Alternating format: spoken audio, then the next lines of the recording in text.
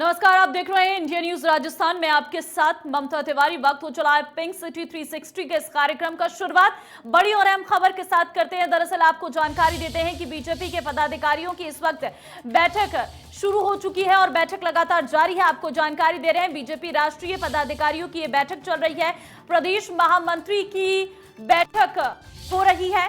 फिलहाल आपको जानकारी दे रहे हैं कि राष्ट्रीय अध्यक्ष जेपी नड्डा ये बैठक ले रही है। होटल कुकस लीला पैलेस में ये बैठक चल रही है। तो फिलहाल बीजेपी राष्ट्रीय पदाधिकारियों की बैठक इस वक्त जारी है। चिंतन मंथन इस बैठक में किया जा रहा है और बीजेपी के राष्ट्रीय अध्यक्ष जेपी नड्डा इस बैठक की अध्यक्षता कर रही हैं। दरअसल आपको बता दें, प्रदेश महामंत्री की हो रही है ये बैठक और इस बैठक में तमाम बड़े मुद्दों पर चर्चा की जा रही है। बीजेपी के राष्ट्रीय अध्यक्ष जेपी नड्डा इस बैठक को ले रही हैं और इस बैठक की अध्यक्षता कर रही हैं, जिसमें सभी बीजेपी राष्ट्रीय पदाधिकारी शामिल है। होटल कुकस लीला पैलेस में यह बैठक चल रही है।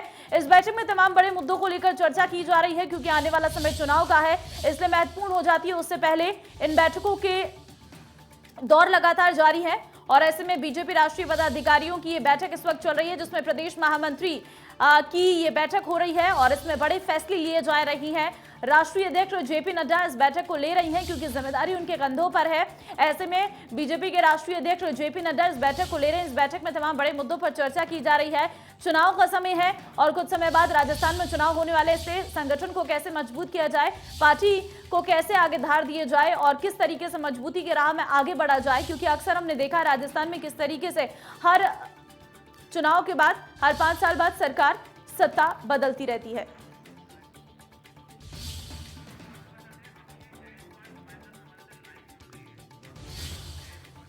अक्षय जायसवाल इस वक्त संवाददाता हमारे साथ सीधे जुड़ गई हैं।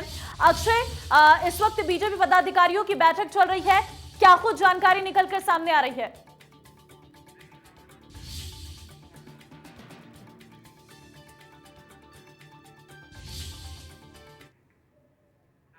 जेपी नड्डा ये बैठक ले रहे हैं। पिछले 15 मिनट से ये बैठक शुरू हो चुकी है और बैठक लगातार चल रही है। इसका अभी कोई पता नहीं है कि ये बैठक कितनी देर चलेगी, लेकिन लगातार अब बैठकों का दौर होना शुरू हो चुका है, क्योंकि 3 दिन आज से ये बैठक है। 3 दिवसीय बैठक होगी। इसमें अलग अलग 4 सत्र होते हुए नजर आएंगे। अभी राष्ट्रीय महामंत्रियों की बैठक यहाँ पर चल रही है, जिसमें BL संतोष, कैलाश विजयवर्गीय, तरुण चुग, भारती बहन सियाल जैसे बड़े नेता इस बैठक में मौजूद है। तो मान सकते हैं कि राजस्थान की राजनीति के लिए अब ये जो राजस्थान है अहम माना जा रहा है, क्योंकि 7 राज्यों में चुनाव है, जिसके चलते पूरा फोकस जो केंद्र का है अभी राजस्थान पे साफ तौर पर देखने को मिल रहा है। आपको बता दें कि जब आज भाजपा के राष्ट्रीय अध्यक्ष जेपी नड्डा है, तो उनके लिए पहले से ही पूरी तैयारी प्रदेश भाजपा की ओर से कर दी गई थी। जयपुर के अभी हम जयपुर के इस होटल में मौजूद है। 5 सितारा होटल है। इसमें पिछले कुछ देर से यहाँ पे बैठक चल रही है। तो मान सकते हैं अहम बैठकों का दौर आज से शुरू हो चुका है, जो कि 3 दिवसीय यहाँ पे चलती हुई नजर आएगी। जी ठीक है अक्षय, इन बैठकों में मुद्दे क्या कुछ रहेंगे, क्योंकि चुनाव है और नजदीक है चुनाव, संगठन को मजबूत करना है, पार्टी को पूरी तरीके से इस चुनाव में झोंकना है। तो ऐसे में आज की जो बैठक चल रही है उसमें खास मुद्दे क्या है, क्योंकि बीजेपी के पदाधिकारियों की बैठक है और शुरुआत इसी बैठक से हो रही है। जी देखिए ममता, देश भर में कई राज्यों में चुनाव है। ऐसे में ये जो नियमित बैठक है हर 3 महीने में भाजपा की है, राष्ट्रीय पदाधिकारियों की बैठक होती है। ये मंथन नहीं है, ये नियमित बैठक है। हर 3 महीने में ये बैठक होती है। तो लगातार, क्योंकि कई राज्यों में चुनाव है, जिसको लेकर भी यहाँ पर मंथन होना है, क्योंकि अलग अलग नेताओं को जिम्मेदारी दी जाएगी। वो अलग अलग स्टेट्स में जाएंगे और वहाँ के जो संगठन है पार्टी को मजबूत करते हुए नजर आएंगे। ऐसे ही जो प्रदेश भाजपा के नेता है उनको भी यहाँ पर मूल मंत्र देते हुए नजर आएंगे कि किस तरीके से, क्योंकि मौजूदा यहाँ पर कांग्रेस सरकार है, किस तरीके से यहाँ पर संगठन को मजबूत करना है, आगे क्या रणनीति बनेगी, क्योंकि अभी चुनाव में 15 से 16 महीने के करीब है। तो मान सकते हैं अभी हालांकि राज्यसभा की 4 सीटों पर चुनाव है, जिसमें माना जा रहा है कि 3 सीटों पर कांग्रेस तो 1 पर बीजेपी यहां पर जीत दर्ज कराती हुई साफ तौर पर देख रही है। हालांकि आगामी दिनों में भाजपा क्या करती है, क्योंकि चारों ही सीट भाजपा के हक में भाजपा को लेना जरूरी है, लेकिन भाजपा क्या करेगी ये तो आने वाला वक्त बताएगा। लेकिन हाँ, 4 राज्यसभा सीटों पर चुनाव है, तो मान सकते हैं कि पूरी तरीके से जानकारी देने के लिए फिलहाल आपका बहुत धन्यवाद। तो बैठकें लगातार जारी हैं, आगे बढ़ते हैं और खबरों में बात करते हैं। राजीव गांधी के हत्यारे की रिहाई पर सीएम गहलोत का ट्वीट सामने आया है। पैरा रिवलन की रिहाई दुर्भाग्यपूर्ण है, सीएम की तरफ से कहा गया। तमिलनाडु राज्यपाल द्वारा रिहाई की सिफारिश करना दुर्भाग्यपूर्ण है। सुप्रीम कोर्ट में केंद्र सरकार ने नहीं की बेहतर पैरवी, सीएम की तरफ से कहा गया। इस फैसले से आमजन और कांग्रेस कार्यकर्ताओं में रोष है, मुख्यमंत्री कहते हुए नजर आए। रिहाई को दुर्भाग्यपूर्ण बताया है, ट्वीट किया गया है। पूर्व प्रधानमंत्री राजीव गांधी की हत्या के दोषी की रिहाई दुर्भाग्यपूर्ण है, मुख्यमंत्री की तरफ से कहा गया है। यह तमिलनाडु के राज्यपाल द्वारा राजीव गांधी के हत्यारे की रिहाई की सिफारिश करना और केंद्र सरकार द्वारा सुप्रीम कोर्ट में बेहतर पैरवी न करने का परिणाम है। इस निर्णय से आम जनता और कांग्रेस कार्यकर्ताओं में दुख रोष है, ये साफ तौर पर अशोक गहलोत ने अपनी ट्वीट के जरिए मुख्यमंत्री ने साझा किया है।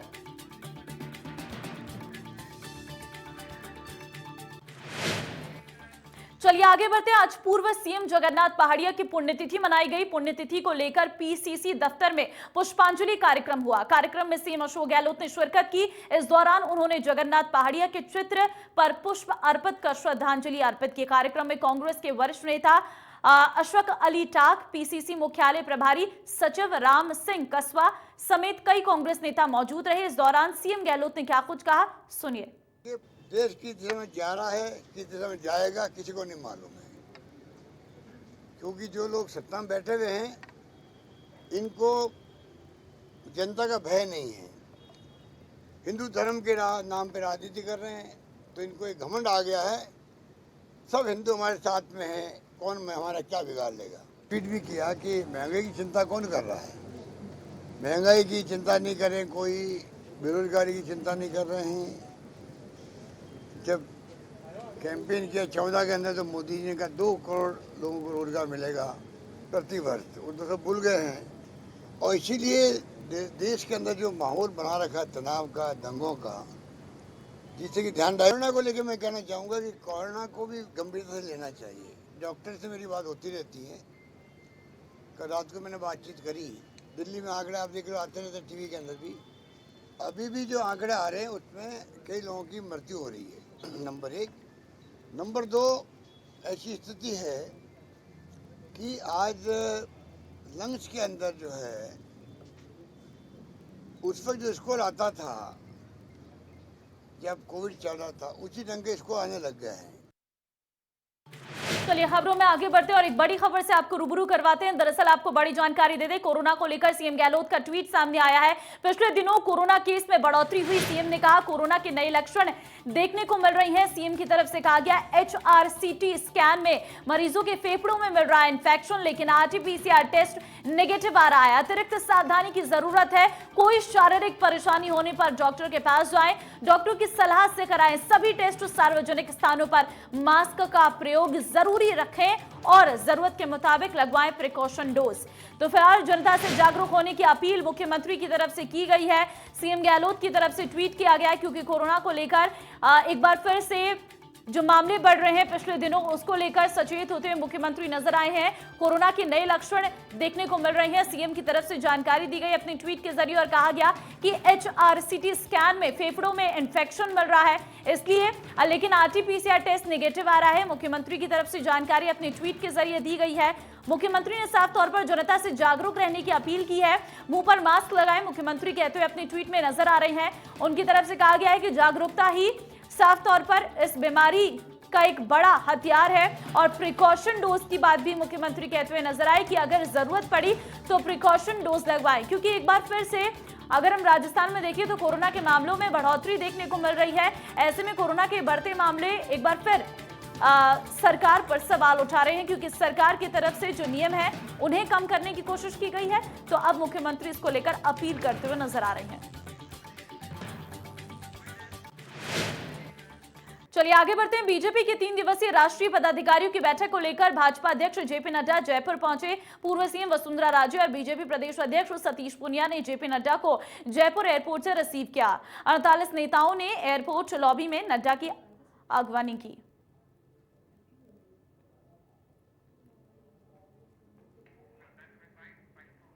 का राजस्थान में तीसरी बार आगमन ये प्रदेश की इकाई के लिए सौभाग्य है। कल जो महत्वपूर्ण बैठक होगी राष्ट्रीय पदाधिकारियों की, जो 3 महीने के अंतराल में होती है, कोरोना के कालखंड में वर्चुअली हुई थी, इस बार भौतिक रूप से दिल्ली से बाहर पहली बार हो रही है।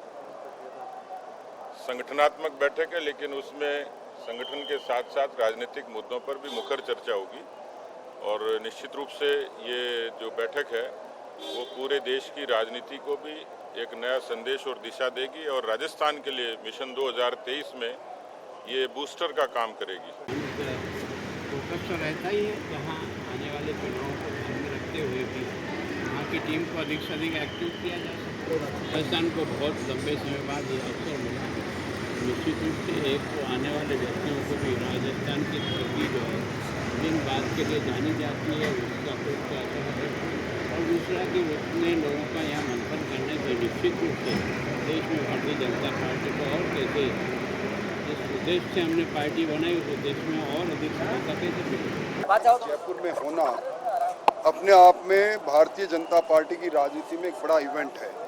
कार्यकर्ताओं में उत्साह है और जहां एक और हमारा राष्ट्रीय नेतृत्व राजस्थान के परिप्रेक्ष्य में यहाँ की राजनीति से सीधा रूबरू होगा, वहीं इन हमारे राष्ट्रीय नेताओं का आना, राष्ट्रीय अध्यक्ष जी का आना और इन 3 महीनों में 3 बार आना निश्चित तौर पर कार्यकर्ताओं में उत्साह का संचार हो रहा है और इस कुराज को, कुशासन को उखाड़ फेंकने के लिए कार्यकर्ता और चलिए आगे बढ़ते हैं। आम आदमी पार्टी प्रवक्ता मयंक त्यागी जयपुर दौरे पर रहे। इस दौरान त्यागी ने प्रेस कॉन्फ्रेंस कर बीजेपी और कांग्रेस पर जमकर निशाना साधा। प्रवक्ता ने कहा कि प्रदेश में लगातार प्रतियोगी परीक्षाओं के पेपर लीक हो रही हैं। उन्होंने कहा कि प्रदेश के युवाओं के साथ लगातार छलावा हो रहा है। इस दौरान त्यागी ने कहा कि आम आदमी पार्टी आगामी विधानसभा चुनाव में प्रदेश में सरकार बनाने जा रही है। वहीं बीजेपी पर तंज कसते हुए कहा कि बीजेपी में मुख्यमंत्री के चेहरे को लेकर लड़ाई चल रही है। वहीं उन्होंने बताया कि 24 मई को आम आदमी पार्टी अभ्यर्थियों के साथ शहीद स्मारक पर प्रदर्शन करेगी।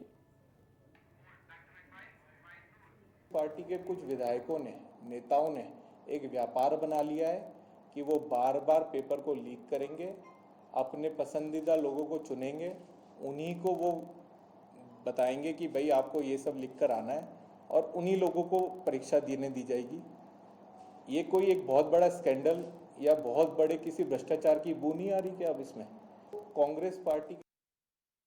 और वहीं जयपुर पहुंचने के बाद बीजेपी अध्यक्ष जेपी नड्डा का आमेर के कुंडा में भव्य स्वागत किया गया। सैकड़ों की संख्या में भाजपा कार्यकर्ताओं ने जेपी नड्डा का भव्य स्वागत किया। इस दौरान बीजेपी प्रदेश अध्यक्ष सतीश पूनिया और पूर्व मुख्यमंत्री वसुंधरा राजे भी साथ में मौजूद रही। इसके बाद जेपी नड्डा बाइक रैली और ट्रैक्टर रैली के साथ कुकस लीला पैलेस होटल पहुंचे।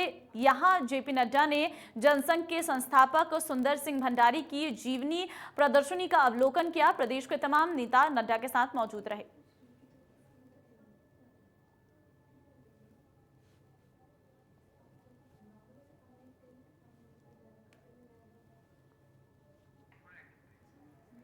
तो आमेर के कुंडा में भव्य स्वागत जेपी नड्डा का किया गया, जहां पर आपको जानकारी देते हैं कि जेपी नड्डा की तरफ से सुंदर सिंह भंडारी की जीवनी प्रदर्शनी का जायजा लिया गया और साथ ही साथ उसका अवलोकन करते हुए जेपी नड्डा नजर आए।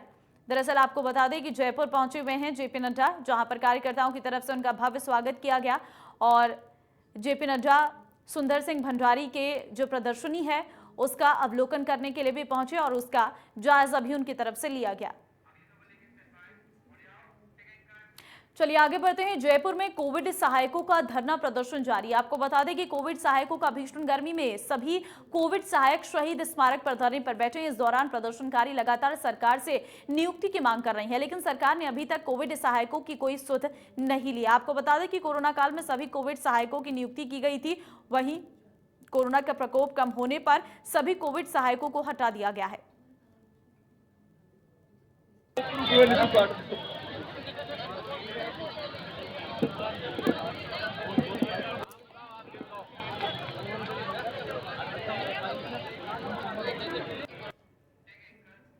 चलिए आगे बढ़ते। राजस्थान संविदा होम्योपैथिक चिकित्सक संघर्ष समिति की ओर से जयपुर के शहीद स्मारक पर धरना दिया जा रहा है। इस दौरान संविदा चिकित्सकों ने बताया कि विभाग द्वारा 656 पदों का प्रस्ताव बनाया गया था। वहीं सभी होम्योपैथिक चिकित्सक 6 साल से संविदा कर्मी के रूप में अपनी सेवाएं दे रहे हैं। चिकित्सकों ने कहा कि बीते 100 दिनों से चिकित्सकों को धरना किया जा रहा है। इसके साथ ही मांगों को लेकर मुख्यमंत्री, चिकित्सा मंत्री और विभाग की ओर कई बार ज्ञापन भी दिया जा चुका है, लेकिन हर बार केवल आश्वासन ही दिया जा रहा है।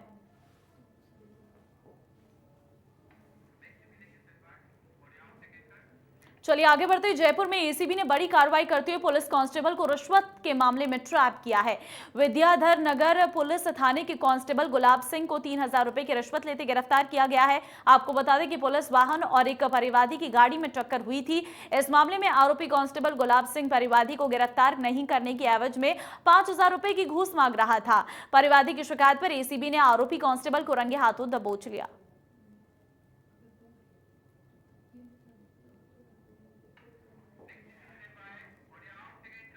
राजस्थान विश्वविद्यालय की लाइब्रेरी चालू होने को लेकर अभी भी असमंजस की स्थिति बनी हुई है। राजस्थान विश्वविद्यालय जो भी प्रदेश का सबसे बड़ा विश्वविद्यालय है, ग्रामीण इलाकों से भी स्टूडेंट्स यहां पढ़ने आते हैं। हजारों की संख्या में छात्र होने के कारण विश्वविद्यालय में जो भी छोटी लाइब्रेरी थी वहां स्टूडेंट पढ़ नहीं पाते थे। ऐसे में विश्वविद्यालय प्रशासन की 12 करोड़ की लागत से नई लाइब्रेरी को तैयार किया गया। नई लाइब्रेरी तो तैयार हुए 3 साल से अधिक का समय हो गया है, लेकिन अभी तक चालू नहीं हुई है, जिसका असर पुरानी लाइब्रेरी पर पड़ रहा है।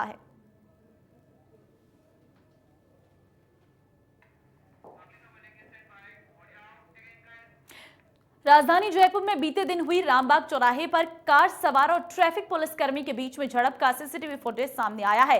सीसीटीवी में दिखाई दे रहा है कि ट्रैफिक कर्मी पर गाड़ी चढ़ाने का प्रयास किया जा रहा है, तभी ट्रैफिक कर्मी गाड़ी के शीशे पर डंडा मार देते हैं। उसके बाद युवकों ने ट्रैफिक कर्मी से बदसलूकी करते हुए उसकी वर्दी फाड़ते दिखाई दे रहे हैं। ट्रैफिक के उच्च अधिकारी भी मौके पर नजर आ रहे हैं। बाद में पुलिसकर्मी बलवीर सिंह और अभय सिंह की ओर से गांधीनगर थाने में मामला दर्ज कराया जाता है। फिलहाल पुलिस ने आधा दर्जन लोगों को गिरफ्तार कर लिया है।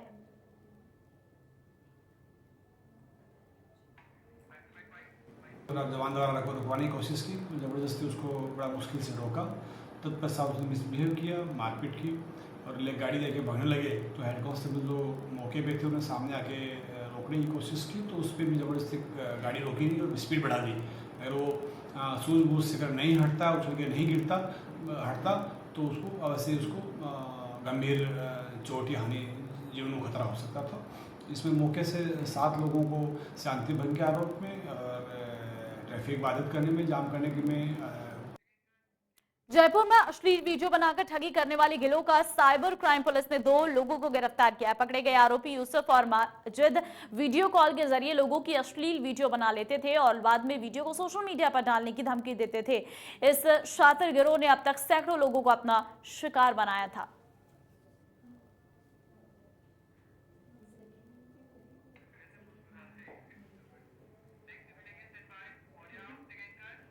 जयपुर में हिट एंड रन का मामला सामने आया है, जहां तेज रफ्तार कार ने नाकाबंदी पॉइंट पर 2 पुलिसकर्मियों को टक्कर मार दी। गंभीर रूप से घायल पुलिसकर्मियों को इलाज के लिए अस्पताल में भर्ती कराया गया। देर रात 1 बजे कांटा चौराहे पर गाड़ियों की चेकिंग की जा रही थी, उसी समय तेज रफ्तार कार को रोकने के चक्कर में यह हादसा हो गया। फिलहाल पुलिस कार चालक की तलाश में जुट गई है।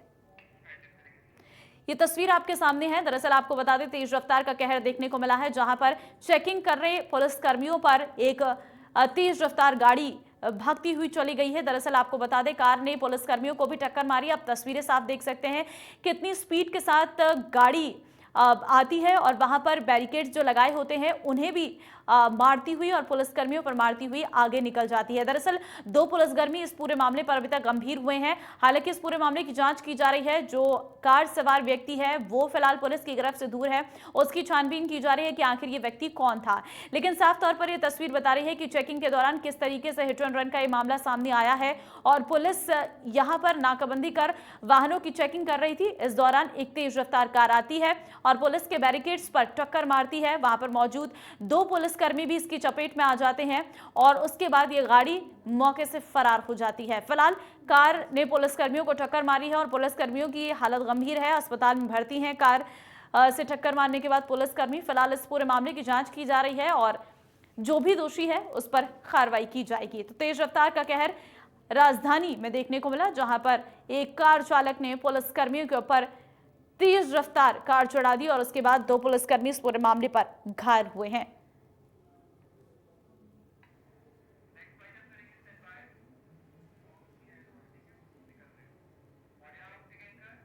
चलिए फिलहाल इस कार्यक्रम में आज के लिए बस इतना ही। बाकी अन्य खबरों के लिए आप बने रहिए इंडिया न्यूज राजस्थान के साथ। नमस्कार।